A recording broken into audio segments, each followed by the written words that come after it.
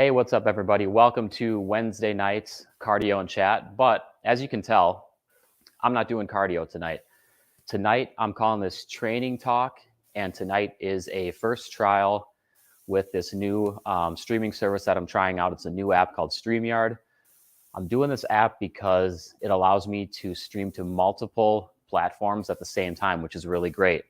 So when you do sign on tonight, if you drop a comment and you don't see your name pop up, what you want to do is you want to go to www.streamyard.com/Facebook, and then that's going to allow you to have your name pop up so I can see who you are. Otherwise, I will just answer your questions and not know your name. All right. So StreamYard is cool because, my topics and my live streams, I aim for them to be informative, and they're not, I don't want to consider them lectures. I consider them like casual discussions, casual lessons. But using StreamYard is going to allow me to pull up my notes on the page so you can see them as well. And then when you're going through the replay later, when you want to use the knowledge, you can just hit pause and you can read through it, use that knowledge. All right, so that's one of the main reasons that I am working with StreamYard now. And I think it's going to be very nice. I think you're going to like it a lot. And so let's just, let me show you an example of what I'm talking about. So I'm going to pop up tonight's topic. Now, tonight's topic is how to build a 2 times frequency training program. And when I say 2 times weekly or 2 times frequency, that's always going to, that's going to be talking about how many times per week you're training a muscle group. So tonight, this is a 4 time per week training program, hitting the gym 4 days per week. And what it's accomplishing hitting all muscle groups twice per week, head to toe. So we're really not leaving anything out. So what I want to do here is let's get into the key points of this program first. All right, so key points of the training program. We're looking at a generally balanced program here from head to toe. So no muscle group is going to be left unturned with tonight's training program. Yes, you can add weak point training into your programming at some point where you can train a weak point muscle group more times than 2 per week. And that's going to cause that muscle group to build up at an accelerated rate. This is a generally generic program tonight. It's a base to build off of for anybody watching. So tonight is just general balance from head to toe. Each muscle group with this program is hit 2 times per week at a minimum. Now I say a minimum because there is likely to be some muscle overlap from some training days to the next. Let's say from like a pull day where you're hitting the upper back muscles, the rear delts. I'm also putting some upper back work into the lower body day. So there's going to be a little bit of carryover there. All right, what's up? Jessica says, hello, how you doing? It's good to have you here. The third key point of this program is that multiple days per week are going to be left for you to do other things. These other things can be recovering, just chilling on the couch, lounging around, going to work, basically not doing any exercise, not any physical exercise. You can do cardio on these recovery days or on these off days. And you can also do other physical activities. If you're working out in the yard, doing some mowing, maybe chopping some wood, who knows? It's physical activity. One thing that's super beneficial about this program is that it does give you those adequate recovery days. You're not going to overtrain yourself on this program as long as you're not going too hard when you're doing cardio. All right, what's up, Dad? I got my dad on here. How's it going? Good to see you. It's good to see that the comments are working. They are popping up with the usernames and everything, so that's great so far. If anybody comments from YouTube, I'm kind of curious to see if their username is going to pop up. I got to say, I did tell my kids that they could watch on YouTube tonight, so we might get some wild comments from them. We'll just see what happens. So the fourth key point of this program, time in the gym is going to vary between 45 to 90 minutes for each training session. Now, that varies because it varies based on you, based on how focused you are. If you go in and you socialize in between sets, or you go on Facebook or something like that, watch a YouTube video, check the stock market in between your sets. That's going to take up time. So then you're going to be pushing up to that like 90-minute mark, maybe even more. But if you're focused, if you are keeping count of your rest periods and everything like that, making sure they don't drag on excessively, you're likely going to finish in that 45 to 90-minute range. All right. So those are the 4 key points of this program. If you have any questions on those key points, let me know. I'm going to continue on to our next topic.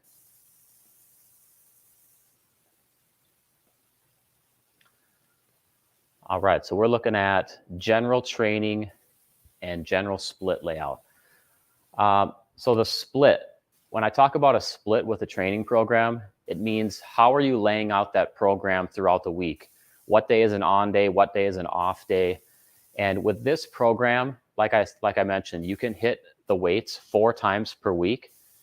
And the most popular split that I've come across for all clients throughout the entire time that I've been working with clients is they love the on, off, off, repeat.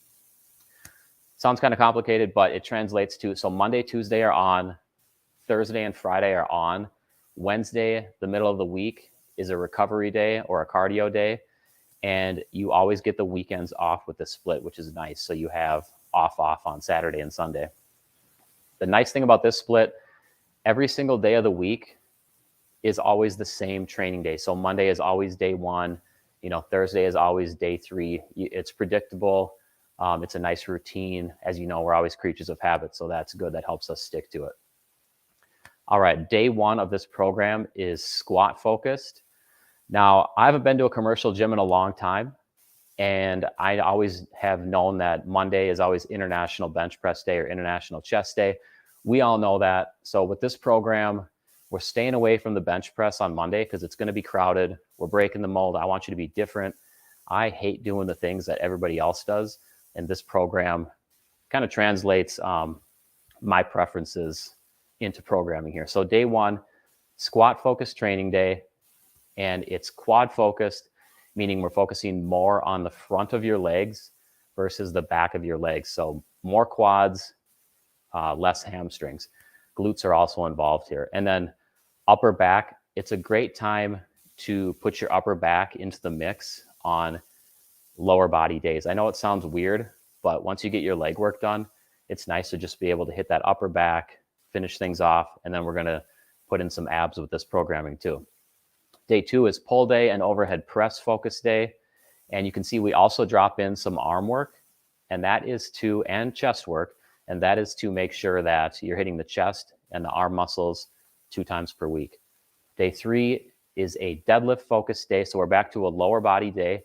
This time we're focused more on the posterior chain, which is hamstrings, glutes, spinal erectors, traps. Basically, if you think from the back of your neck down to your ankles, we're touching it all on day 3. Day 4 is press focused, upper body, plus some back and arms. Now, I did mention, so the off days, make sure to get some rest in. You don't always want to be doing something on your off days. I know that sometimes people, they really just feel like they have to push hard and they can never stop training, never stop doing cardio. It's actually not that smart. It's good to take rest. It's not slacking off. And then, as I mentioned, the weight day to rest day ratio of this program is 4-3. That's a nice ratio. It's geared towards adequate recovery. And it really means that you are not going to overtrain on this program. If you don't do too much on your off days or your cardio days, this program is not going to overtrain you, which is nice for longevity. And when you're experienced in the gym like I am, you know that training longevity matters. You don't want to blow it all early. You want to let yourself be able to train throughout those years.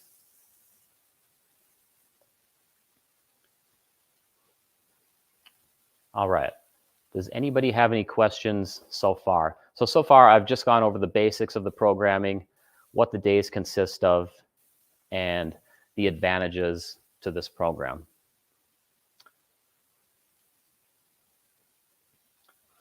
I got to say, so far, StreamYard is working great. I like it. Like I said, I haven't had anybody comment from YouTube yet, but if they do, I'm going to be curious if I can see their username.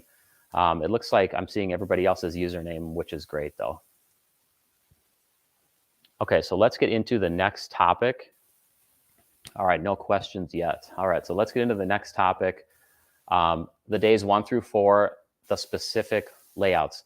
So I talked about what those days target already, and now I'm going to talk about how to actually hit those muscle groups, how to lay out the main lifts and the supplement lifts, and whether or not those lifts should be compound movements, which means that the exercise you do in one exercise and it's hitting more than one muscle group when you're doing it, or whether they should be isolation movements, which means when you're doing the exercise, you're targeting one main muscle group.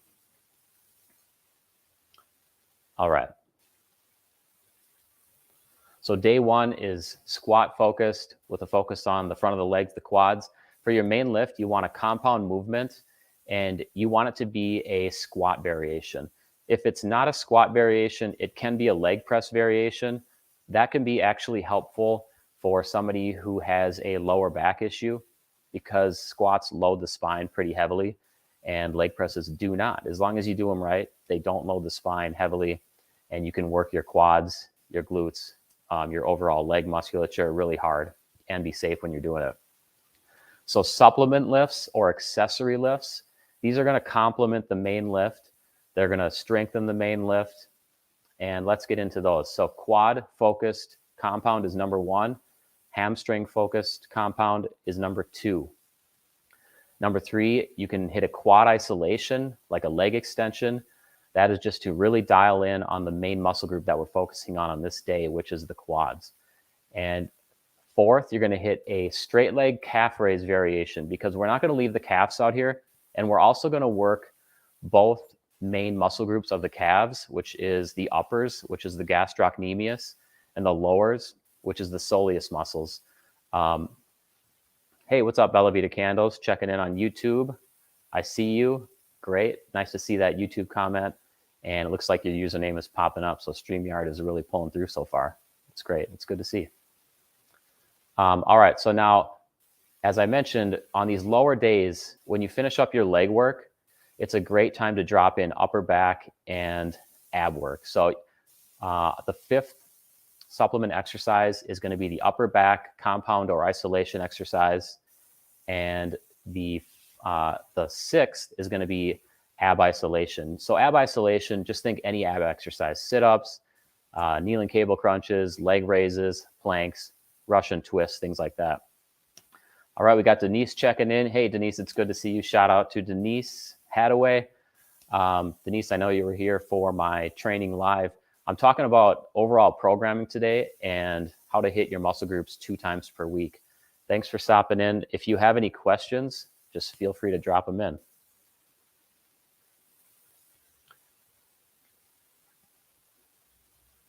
All right, the day 2 specific layout. Remember, this is pull, overhead, press focused, plus some chest and arms to make sure we get that 2 times weekly training frequency.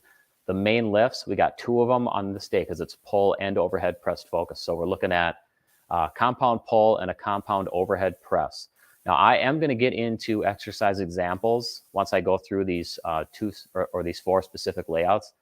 And that's where, there's a lot of value coming up because that's when you can actually apply these training days with suggested exercises from myself, and you can get into the gym and actually do them. You can do them tomorrow if you want. Supplement lifts include on this day, we've got a pull compound, we have a press compound, and the press compound is there because, like I said, we're trying to hit every muscle group 2 times weekly. So on pull day, we have to drop a little bit of press work in and a little bit of tricep work in. And then on press day, we have to drop a little bit of pull work in and a little bit of bicep work in. That's a simple, common sense way to bump up that training frequency from 1 time to 2 times. So we've got a pull compound, a press compound, bicep isolation, tricep isolation, and some shoulder isolation as well, all on this pull overhead press focus day. Day number 3. So remember, if you're following along, this is a lower body day again. So this split in a nutshell, it's lower, upper, lower, upper. So this is our second lower. The main lift is a deadlift variation. It's posterior chain focused, hamstrings, glutes, spinal erectors, muscles of the mid back, and traps. Basically, like I was saying, almost everything from the ankles to the back of your neck. Supplement lifts are going to include a hamstring posterior chain focused compound movement. And then we're going to get that 2 times weekly training frequency in. So we're getting quad anterior focused compound movements also. That's your second supplement lift. And we're going for a ham isolation because we are really trying to hit the hamstrings hard. Now, I will say, if you aren't isolating your hamstrings, no matter what program you're doing, you need to isolate your hamstrings because quadriceps, hamstrings balance in terms of strength and work capacity is so important, especially important for the athlete. It's a great way to prevent injury. And a lot of people, their leg day is just like traditionally, you'll see them doing like squats, leg press, lunges, and leg extensions. But unfortunately, they leave out the hamstrings. So a lot of those movements that I just talked about, those are quad and glute focused. But hamstrings, they get left out. People think they're working them because they're doing compound leg movements, but a lot of those common choices just don't hit them.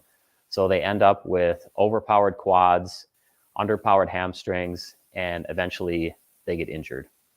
Definitely no bueno. Jess, I know that you love working your hamstrings. Yeah, you have like such nice developed hamstrings, I just got to say. And I'm not even flirting. Like they're just actually just really nice hamstrings. I swear that's a strong point for you. All right. So our next supplement lift is a seated calf raise or seated calf isolation, I should say. Because like I'm talking about when I mentioned earlier, we are going to work the upper calf muscles, but also the lower calf muscles here, those soleus muscles. And the knees need to be bent in order to hit those soleus muscles. That's where the seated variation comes in. All right, next we're going to hit upper back again, and then we're going to hit abs again. All right, almost done here with the specific layouts. Day 4. This is press focused, plus some back, plus some arms for that 2 times weekly training frequency. I swear, if this was like a drinking game, every time I said 2 times weekly training frequency, you'd have to take a drink, and everybody would just be absolutely blasted right now. All right, so the main lift is a press variation, compound press variation. The first supplement lift is a press compound, then hit a pull compound to complement it.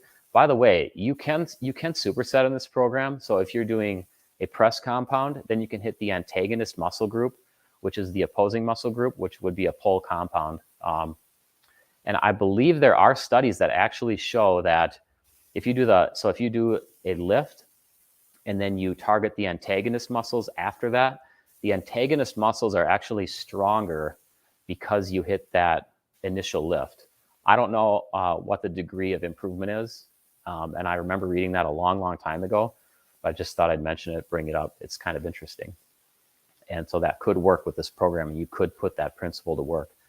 All right, then we're going to drop in an overhead press compound, biceps isolation, triceps isolation, and chest isolation. All right, does anybody have any questions or just any thoughts on the training days? Because now we're going to get into the really important stuff, which is the actual exercise selection. So this is where watching the replay is going to be valuable here. What you're going to do, you're going to watch the replay, you're going to pause this part, and you're going to write these things down or screen cap it, whatever. When you go to the gym, this is what's going to matter the most. So day 1, squat focused, quad dominant, still hitting the glutes, the upper back, and the abs. Your main lift is that compound. It's a barbell squat to depth marker. I do want to talk about the depth marker a little bit, the depth marker concept.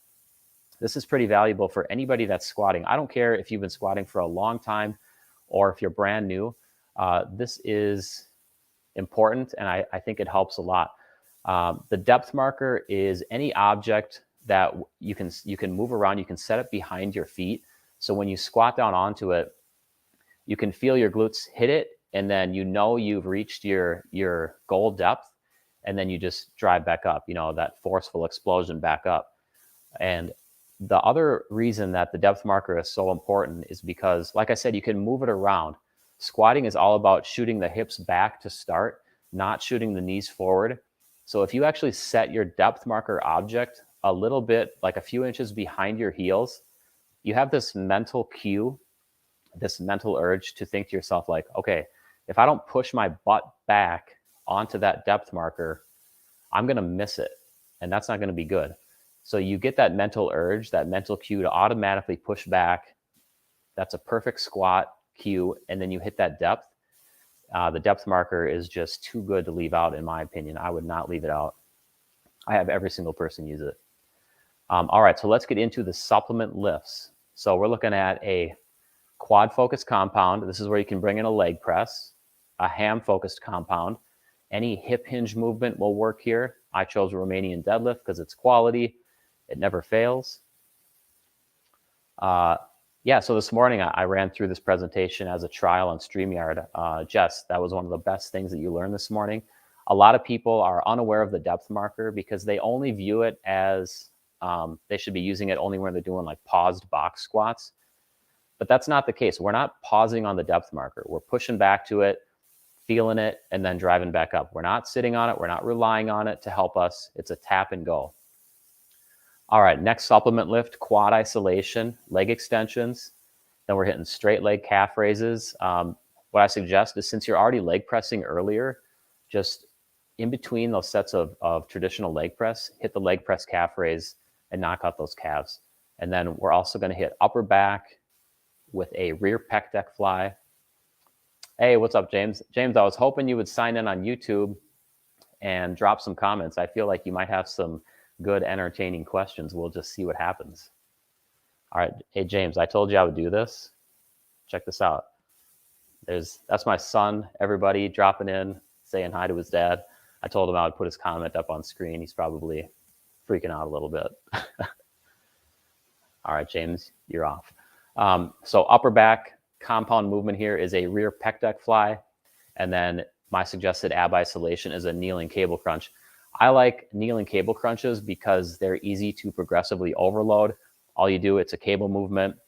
You just adjust that weight pin, move it up when you're ready, and you're building up strength in those abs. All right, training day 2. Specific exercise selections. Again, if you're watching the replay, pause and record this stuff, write this stuff down.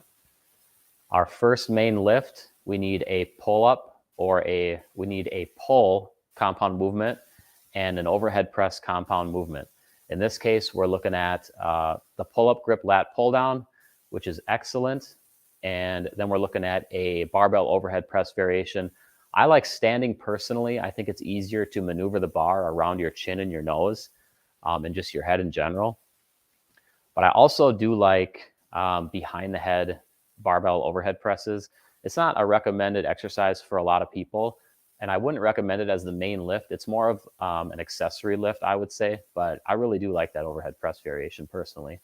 You don't see a lot of people doing it because it can be touchy on the shoulders. Okay, so let's get into our supplement lifts for the day. Remember, these are designed to complement the main lifts and strengthen the muscles that the main lifts are using. So we're going to do another pull compound. Since we did a vertical pull on the main lift, meaning pulling from here and then pulling down, that's the vertical motion, we're going to do a horizontal lift. And we're going to choose the seated cable row with a neutral grip. It's also good to get multiple grips in with your pulling. So pull-up grip, pull down. Pull-ups are palms facing away from you. And then we're going to hit the neutral grip seated row, which is out in front, pulling towards you. So you get that halfway wrist rotation. The next supplement lift is a press compound. I chose 45-degree incline barbell press. It's good to hit your chest from multiple angles. So on the upcoming press day, we're going to be doing flat barbell press. And so another angle here is the 45-degree incline barbell press. Biceps and triceps isolation, standing barbell curls, a classic. Barbell skull crushers, another classic. And then for shoulder isolation, we're hitting standing dumbbell lateral flies. I would say that's another classic. You see a lot of people doing that. Unfortunately, you see a lot of people doing it with too much weight. They're throwing it around, rocking their body, but we're not going to get into that type of stuff tonight because we're just talking about how to program, not exactly how to do every single exercise. All right. If you're just tuning in, say hi. I really appreciate that. If you have a question, drop it in the comment box. Maybe even let me know where you're tuning in from. That's always interesting too.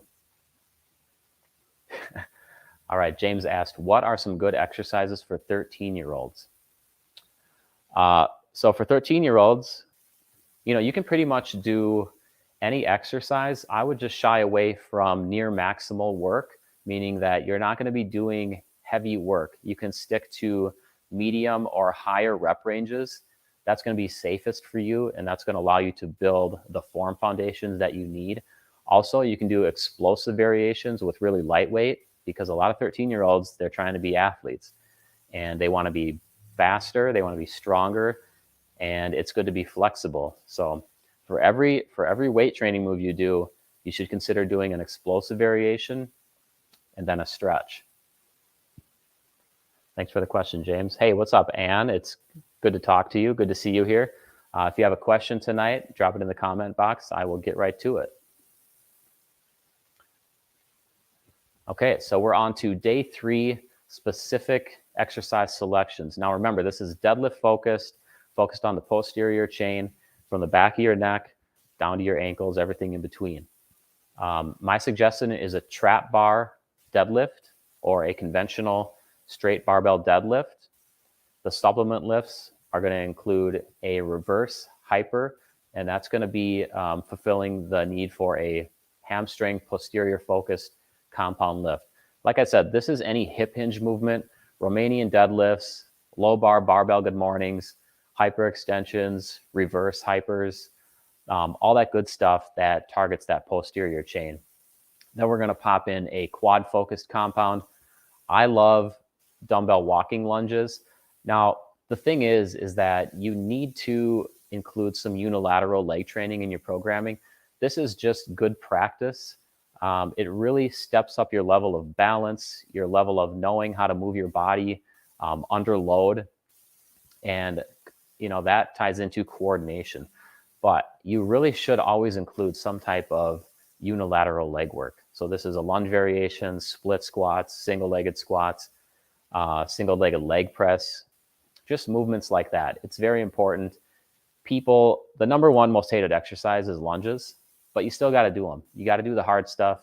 That's how you get better. That's how you build past plateaus and continue to make progress. It's good for you. It's good for you to do the tough, challenging things. Third supplement lift, we're going to hit the hamstring isolation. This is a lying leg curl, and in my opinion, that's going to be one of the best.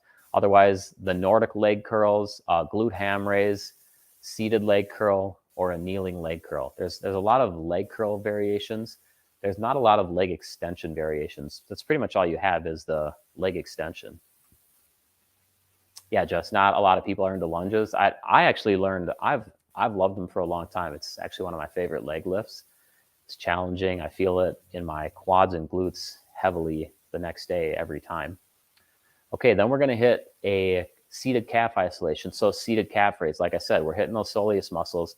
You got to have the knee bent in order to hit those soleus muscles. And a seated calf raise variation, the knee is bent 90 degrees minimum, and then you are flexing that calf to bring up the heel and working those soleus muscles. We're going to hit upper back with some barbell shrugs. This is really bringing it to the traps, really finishing up that posterior chain. Like I said, anything from the neck down, and traps are right there below the neck. Hey, what's up, Brent? Good to see you. Brent, I know you're tuning in from Chaska. You don't have to mention where you're tuning in from. I'm glad to see you here, though.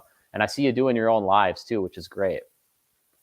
I know Brent and I are both coaches, both trainers. We've actually both worked for Snap Fitness in the past.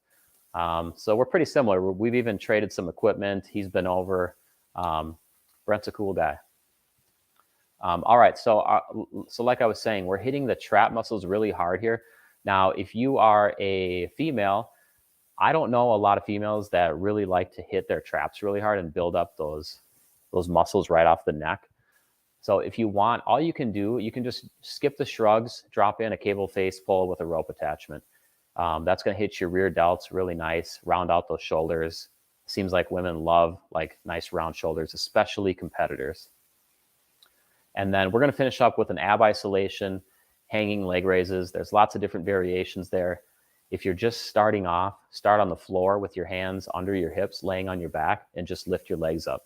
If you're really just starting off, just start by lifting one leg up at a time. And then, you can work your way up to different progressions, and eventually you can get crazy where you're hanging on the bar, doing like toes to the bar, hanging leg raises, which are great, super challenging. All right, number 4, training day number 4. So we are finishing up here. Training day number 4, sample exercises. Again, if you're watching the replay later, this is where you pause. This is where you bust out your training journal or your training app on your phone. Write these things down. Use them the next day in the gym. The main lift needs to be focused on the pressing muscles, which is chest, triceps, and front delts. Delts are your shoulders. So it's a 3-muscle complex: front, medial, rear. Anytime you press, you're going to be focusing on the front delts. And then depending on the angle of the press, you're going to be focusing on different areas of the chest as well. So we're going to choose flat barbell press. And then we're going to start complementing that with some nice compound press lifts, the 45-degree incline dumbbell press. Remember, we're hitting twice weekly training frequency here, so we got to bring some pull work in. The pull compound is a bent barbell row with an overhand grip. And then we're also going to make sure that we hit the overhead press twice weekly as well. And we're going to do that with a seated dumbbell overhead press. Of course, we're hitting the arms twice weekly. We're getting into a bicep isolation, a tricep isolation. That's going to be standing dumbbell hammer curls. And that's going to be tricep press downs with a rope attachment. So that rope attachment has got your arms or your wrist rotated in a neutral fashion. You're driving down. Now, if you remember, I said to do skull crushers on day 2. Skull crushers have your wrist facing away from you. It's a different wrist rotation, meaning you're going to target different areas of the tricep. Your tricep muscle has muscles are composed of multiple tricep heads. Different wrist rotations target different areas. So it's good to have those different wrist rotations in your programming. That's getting pretty advanced, but these are the things that you get when you listen to somebody like me with a lot of experience. You don't even have to know that these things are working for you, but they're still working for you. And this program is going to have them working for you. As another example, the hammer curls on this day, that's a neutral grip. It's just like you're hammering a nail, but you're doing it with a dumbbell in your hand. It's a neutral grip. And then if you noticed on the other day, on day 2, I did the traditional barbell curl, which is palms up. Again, we're targeting different areas of the bicep and different muscles of the forearms without you even knowing that it's happening, but it's happening for you when you're hitting these exercises. And then we're going to finish up with a chest isolation on the pec deck. Okay.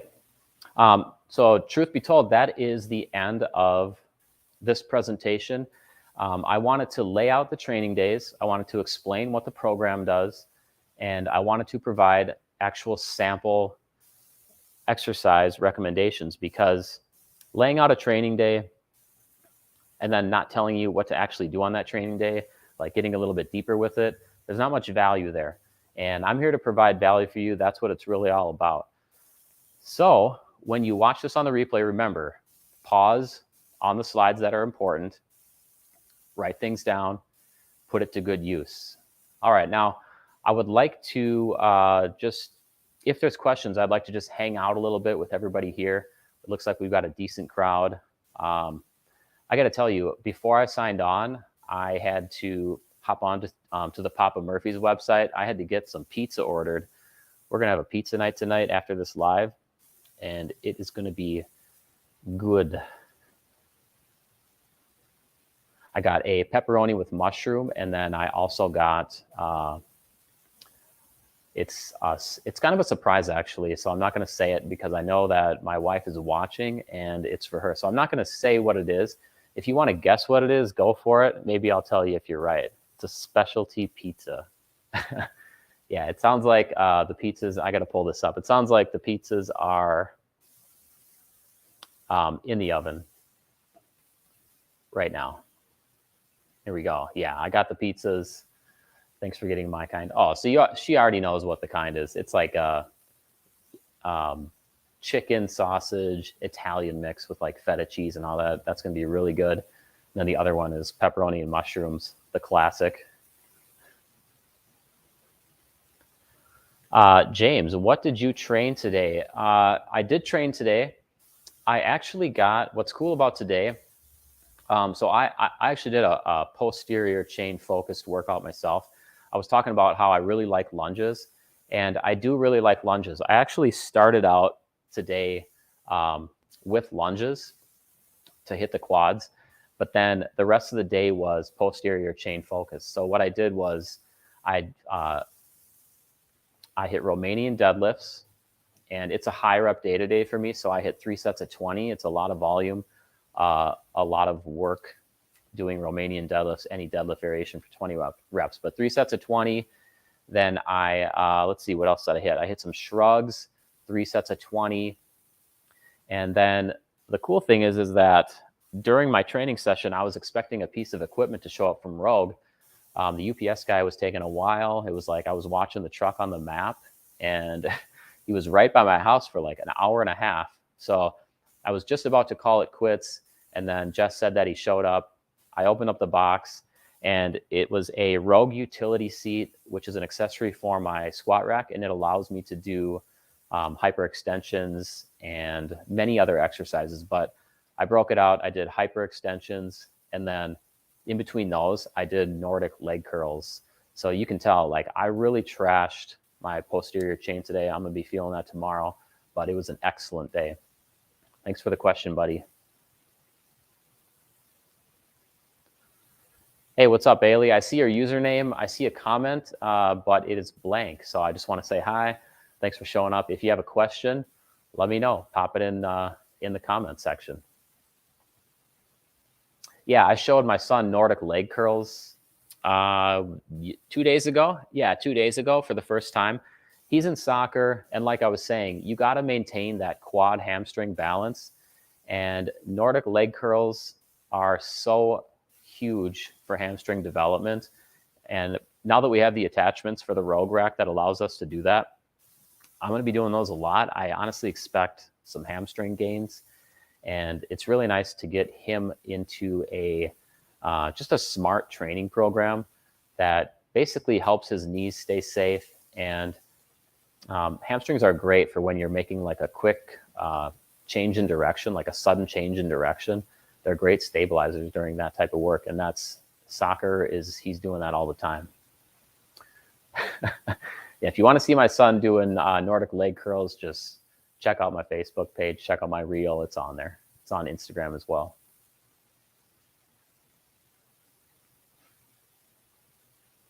Okay, so I think I'm probably going to sign off here.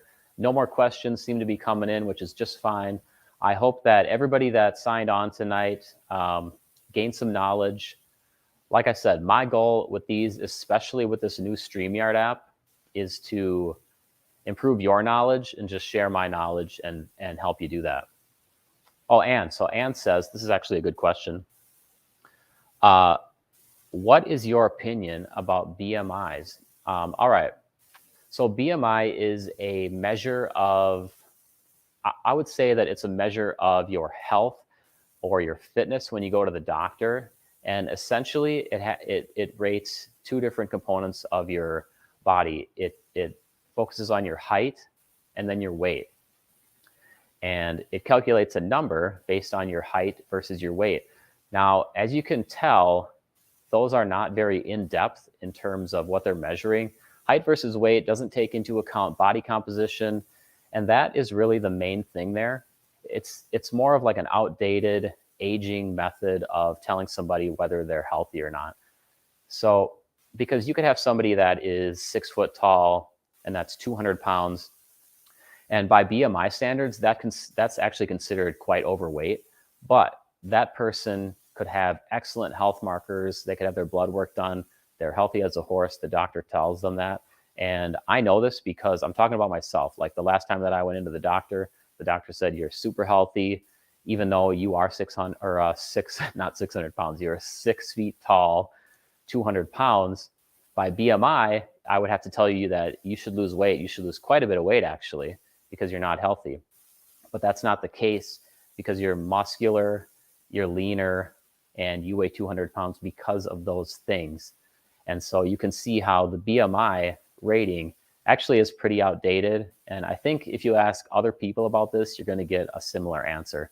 You might not get it from your doctor, but you will get it from people that have a lot of knowledge on body composition, training, and nutrition. And honestly, that's not regularly your doctor.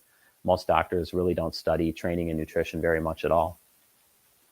So thanks for the question, Anne. Like I said, don't put too much thought into it. Focus more on your body composition, not your BMI. And that was a great question. I like that one. All right, does anybody else have any questions before I pop off here? I feel like those pizzas are getting close to being done.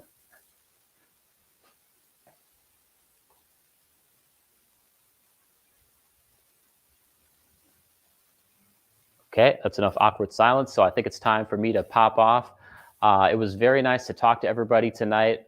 Use the programming. If you want to work with me directly on programming, you can always email me at ryan@growthstimulustraining.com. I have different levels of coaching services, anywhere from just like full on holding your hand, you reporting in weekly, unlimited Q&A, training files every week, all that stuff, down to just a one-time program design, and then you read my book and execute the program on your own. That one is as low as $29.99. So that is a great value. And that's kind of what I went over here tonight. This would just be the generic form of that. And then if we work together on an actual program design, we get more in depth after I talk to you and ask you some important questions about yourself and what you need. All right. So that's going to be it. I'm signing off. Thanks for showing up, everybody. Bye-bye.